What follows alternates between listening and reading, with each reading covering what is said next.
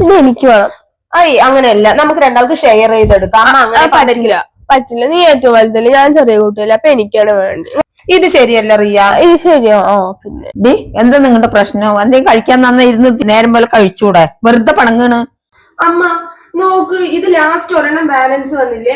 അപ്പൊ ഇത് ഞങ്ങൾ രണ്ടാളും ഷെയർ ചെയ്തിട്ടല്ല അമ്മ കഴിക്കേണ്ടത്. ഇവിടെ നോക്കുമ്പോൾ ഫുള്ള് വേണം പറയമ്മ. അതല്ലേ, ഞാൻ ചെറിയ കുട്ടിയില്, വലിയ കുട്ടിയില്ല, അപ്പൊ എനിക്കല്ലേ കൂടുതൽ വേണ്ട. ശരി, രണ്ടുപേരും നിർത്തി. ഇതിനൊരു പരിഹാരം ഞാൻ ഉണ്ടാക്കി തരാം.